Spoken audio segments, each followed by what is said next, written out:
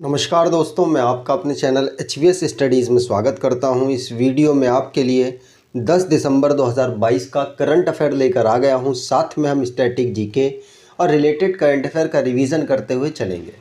अगर आप इस चैनल पर पहली बार आए हो तो चैनल को सब्सक्राइब कर लीजिएगा। वीडियो अच्छी लगे तो वीडियो लाइक करके ज़रूर जाइएगा। लास्ट में आपके लिए क्विज़ रखा है, उस क्विज़ को ज़रूर सॉल्व कीजिएगा। चलिए बात करते हैं लास्ट डे के क्विज़ की।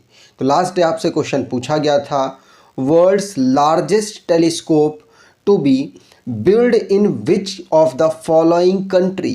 तो आप सभी ने आंसर ऑस्ट्रेलिया दिया था और ऑस्ट्रेलिया ही सही आंसर है। ऑस्ट्रेलिया की मदद और दूसरे देश करेंगे, जैसे कि साउथ अफ्रीका, अफ्रीका के कुछ देश हैं जो इसकी मदद करने वाले हैं। आप सभी ने आंसर ऑस्ट्रेलिया दिया था और सही दिया था।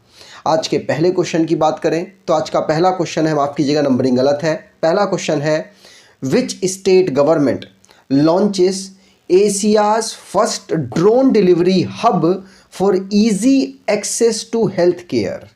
तो किस राज्य सरकार ने स्वास्थ्य सेवा तक आसान पहुंच के लिए एशिया का पहला ड्रोन डिलीवरी हब लॉन्च किया है?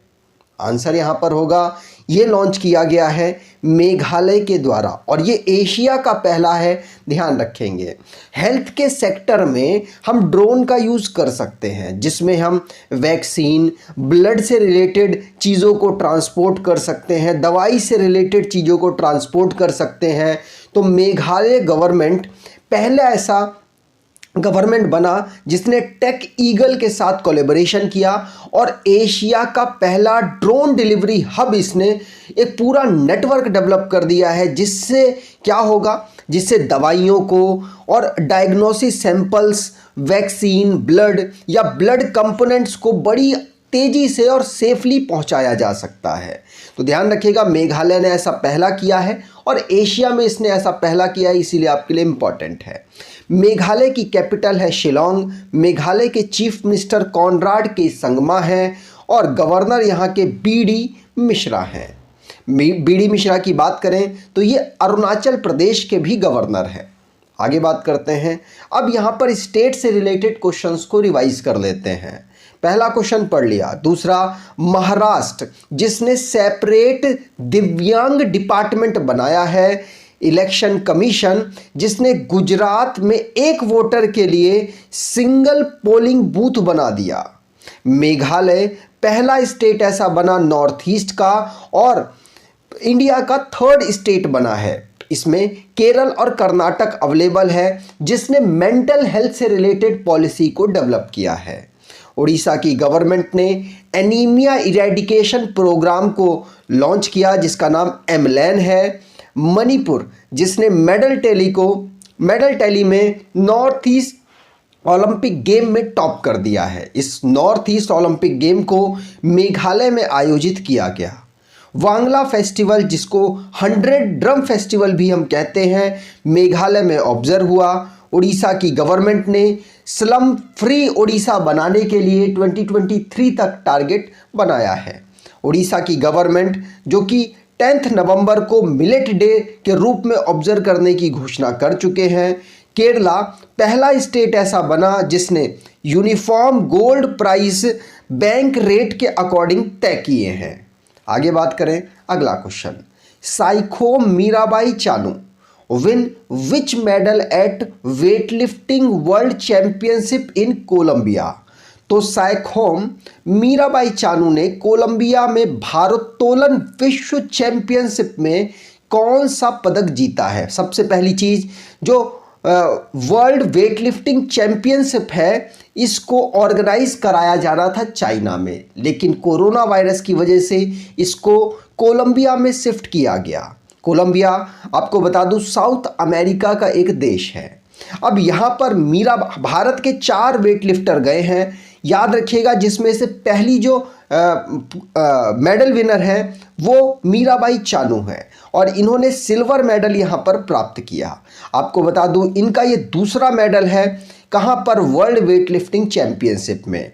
2017 में ये गोल्ड मेडल भी जीत चुकी हैं और अब ये सिल्वर मेडल जीती हैं। यहाँ पर इस गेम की चर्चा करें तो सिल्वर मेडल जीतने के लिए इन्होंने 200 किलोग्राम का टोटल वजन उठाया था। और आपको बता दूं, जिसने पहली रैंक प्राप्त की वो चाइना की है और जिसने तीसरी रैंक प्राप्त की वो भी चाइना की है। पहली रैंक पर जियांग हुई हुआ है और थर्ड रैंक पर जी हुआ है, जिन्होंने 198 किलोग्राम का वजन उठाया है। मीराबाई की बात करें तो ये मणिपुर से बिलोंग करती हैं। 2017 में वर्ल्ड वेटलिफ्टिंग चैंपियनशिप में ये ऑलरेडी गोल्ड मेडल जीत चुकी हैं। इनकी बात की जाए तो ये कॉमनवेल्थ गेम में भारत के लिए 2022 में गोल्ड मेडल जिता चुकी हैं और टोक्यो ओलंपिक में भारत को ये सिल्वर मेडल जिता चुकी हैं। आगे बात करें, अब स्पोर्ट्स से रिलेटेड जो करंट अफेयर बने हैं उनको रिवाइज कर लेते हैं। जैसे पहला क्वेश्चन पढ़ लिया। दूसरा, Deepika Padukone FIFA world cup की ट्रॉफी को अनवील कर सकती हैं 18 दिसंबर को। थर्ड, वर्ल्ड कप क्रिकेट जिसको भारत में ऑर्गेनाइज कराया जा रहा है, इसको सबसे पहले 2012 में ऑर्गेनाइज कराया गया था। फ्रांस की स्टेफनी फ्रैपर्ट जो कि पहली वुमेन बनी हिस्ट्री में जिसने FIFA world cup, men's FIFA world cup में पार्टिसिपेट किया है।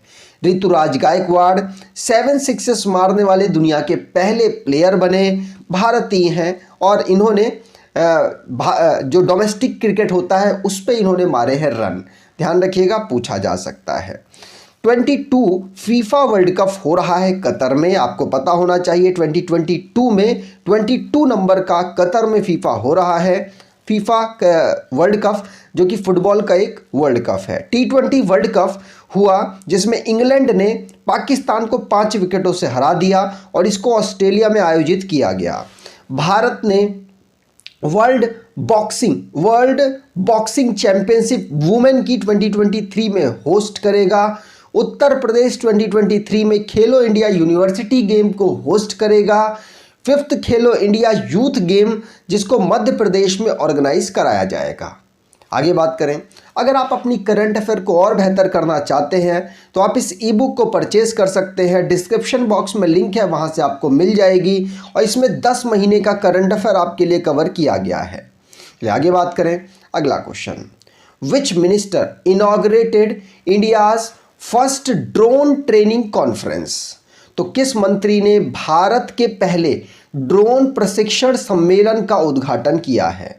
आंसर यहां पर होगा, इंडिया का पहला ड्रोन ट्रेनिंग कॉन्फ्रेंस ऑर्गेनाइज कराया गया और इसको अनुराग ठाकुर जी के द्वारा इनॉग्रेट किया गया।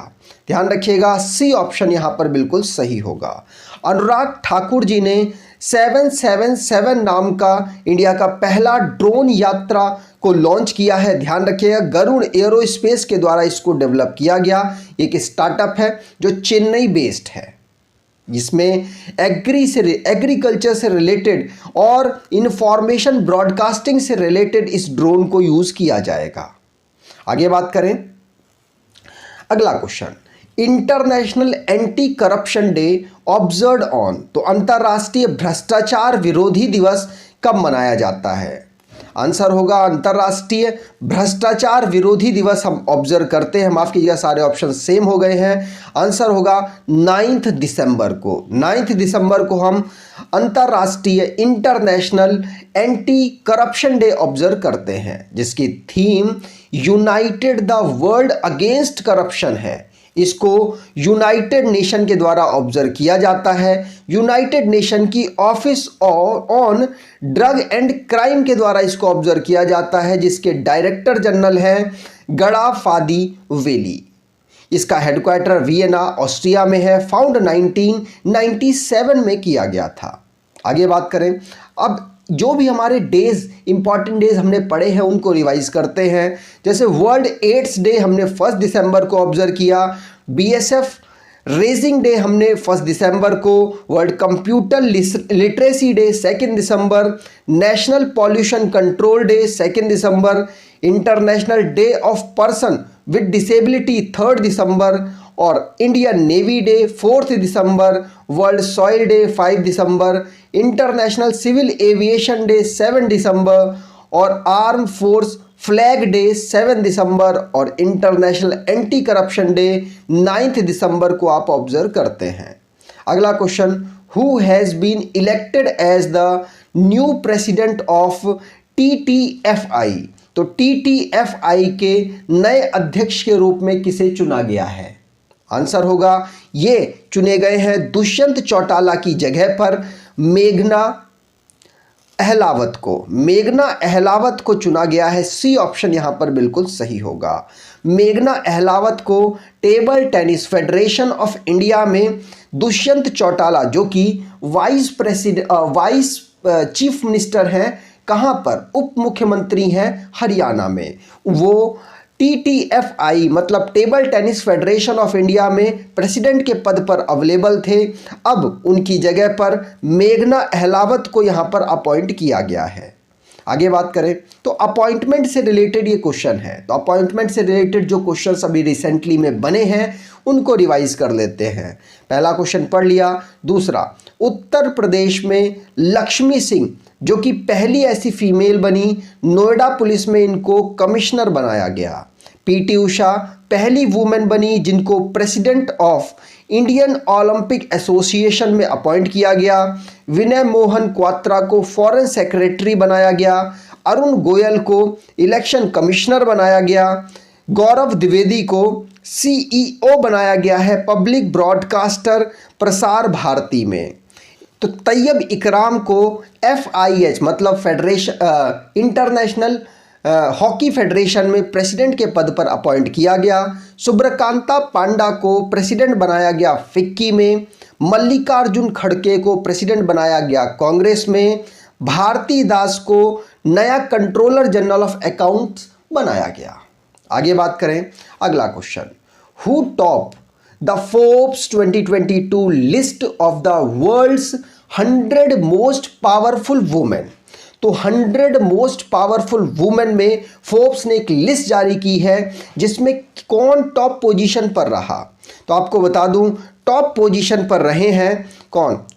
Ursula von der Leyen. कौन? उर्सुला वॉन डेर लेन को यहां पर अपॉइंट किया गया है। डी ऑप्शन यहां पर बिल्कुल सही है।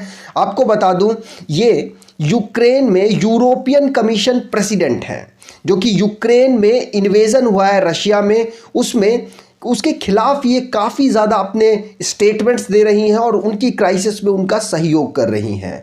तो यूरोपियन कमीशन की प्रेसिडेंट है उर्सुला वॉन डेर लेन, जिनको फोर्ब्स ने वर्ल्ड 100 मोस्ट पावरफुल वुमेन में इनको लिस्ट किया है। ध्यान रखिएगा, पूछा जा सकता है। और आपको बता दूं इनको 2004 में अमेरिका की बिजनेस मैगजीन फोर्ब्स ने इनको वर्ल्ड 100 मोस्ट पावरफुल वुमेन में लिस्ट किया था। आगे बात करें तो भारत से अगर बात करें तो भारत की 6 महिलाएं ऐसी हैं जिनको फोर्ब्स ने 100 मोस्ट पावरफुल वुमेन की लिस्ट में रैंकिंग दी है। इसमें अगर बात की जाए महिलाओं की तो फाइनेंस मिनिस्ट्री संभाल रही निर्मला सीतारमन जी हैं। HCL टेक की चेयरपर्सन रोशनी नादर मल्होत्रा हैं। सेबी की सिक्योरिटी एंड एक्सचेंज बोर्ड में चेयरपर्सन मधाबीपुरी बुच हैं। बायकॉन एग्जीक्यूटिव चेयरपर्सन किरण मजूमदार शॉ हैं और नायका फाउंडर फाल्गुनी नायर है। स्टील अथॉरिटी ऑफ इंडिया में चेयरपर्सन सोमा मंडल। इनको यहाँ पर फोर्ब्स ने टॉप 100 मोस्ट पावरफुल वुमेन में भारतीय महिलाओं को शामिल किया है। टोटल 6 महिलाओं को शामिल किया गया। अगला question, BJP will form it's government in which state. तो बीजेपी अब गुजरात में अपनी जो गवर्नमेंट है वो बनाएगी। प्रचंड जीत मिली है वहाँ पर, लेकिन हिमाचल प्रदेश में कांग्रेस के द्वारा ये हार गई। और अभी दिल्ली MCD का जो चुनाव हुआ वहाँ पर भी बीजेपी की हार हुई है, जिसमें आम आदमी पार्टी वहाँ पर बना रही है सरकार। भूपेंद्र भाई पटेल जी की लीडिंग में चीफ मिनिस्टर हैं। अब वो दोबारा से चीफ मिनिस्टर बन जाएंगे। 12 तारीख को उनकी ओथ है, 12 दिसंबर को। बीजेपी गुजरात में तो जीत गई, लेकिन हिमाचल प्रदेश वो हार गई है। कांग्रेस वहां पर जीती है। आप यहां पर मैंडेट देख सकते हैं। गुजरात में 182 सीट्स हैं, जिसमें से बीजेपी को 156 सीट्स मिली हैं। प्रचंड जीत है। और कांग्रेस की बात करें तो 17, आम आदमी पार्टी 5 और दूसरी जो पार्टियां हैं उनको 4 सीटें मिली हैं। आम आदमी पार्टी को बेनिफिट ये हुआ है कि अब वो नेशनल पार्टी का जो रिक्वायरमेंट होती है वो सारी फुलफिल कर चुके हैं, तो मे भी उनको इलेक्शन कमीशन आने वाले दिनों में नेशनल पार्टी अनाउंस कर सकता है। जब नेशनल पार्टी अनाउंस कर देगा तो मैं आपको उसकी इंफॉर्मेशन दूंगा। हिमाचल प्रदेश की बात करें तो हिमाचल प्रदेश में इस बार कांग्रेस ने 40 सीटें प्राप्त कर ली, बीजेपी ने 25 सीटें यहां पर प्राप्त की हैं और बाकी जो दूसरी पार्टीज हैं उनको 3 सीटें यहां पर मिली हैं। आम आदमी पार्टी का खाता नहीं खुला। आगे बात करें, अगला question, the 18th international railway union world safety conference title railway safety strategy Future Apartment and Liability will be held from 20th to 23rd February 2023 in which state? तो 20 से 23 फरवरी 2023 तक रेलवे सुरक्षा रणनीति भविष्य के अपार्टमेंट और देयता शीर्षक वाला 18वां अंतर्राष्ट्रीय रेलवे संघ विश्व सुरक्षा सम्मेलन को कहां पर आयोजित कर रहा है? आंसर होगा इंटरनेशनल रेलवे के द्वारा जो कॉन्फ्रेंस है इसको ऑर्गेनाइज कराया जा रहा है राजस्थान की कैपिटल जयपुर में। तो डी ऑप्शन यहां पर बिल्कुल सही होगा। इंटरनेशनल रेलवे यूनियन, जो इंटरनेशनल यूनियन ऑफ रेलवे है, वो जयपुर में अपनी वर्ल्ड सिक्योरिटी कांग्रेस को 18th नंबर की है, उसको ऑर्गेनाइज करा रही है। आगे बात करें, अगला question, Which is India's first payment gateway to support credit card on UPI? तो UPI पर क्रेडिट कार्ड को सपोर्ट करने वाला भारत का पहला पेमेंट गेटवे कौन सा बना है? आंसर होगा राज़ोर पे। राज़ोर पे को यहां पर राज़ोर पे भारत का पहला पेमेंट गेटवे बना जो कि सपोर्ट करेगा क्रेडिट कार्ड से यूपीआई डेवलप करने में। ध्यान रखिएगा, यूपीआई को अब डेवलप इस क्रेडिट कार्ड के माध्यम से किया जा सकता है। रोजर या राज़ोर पे आप इसको कह सकते हैं, इंडिया का पहला पेमेंट गेटवे बना जो कि अब क्रेडिट कार्ड को सपोर्ट करेगा यूपीआई में। आज की क्विज की बात करें, what is the name of Peru first female president? तो कमेंट बॉक्स में डिटेल में आंसर दीजिएगा कि पेरू की पहली फीमेल प्रेसिडेंट कौन बनी है। अगर आपको ये वीडियो अच्छी लगी है तो आपसे अनुरोध करूंगा वीडियो को लाइक कर दीजिएगा, चैनल को सब्सक्राइब कर लीजिएगा और एटलीस्ट अपने कुछ दोस्तों तक वीडियो को शेयर जरूर कीजिएगा। धन्यवाद।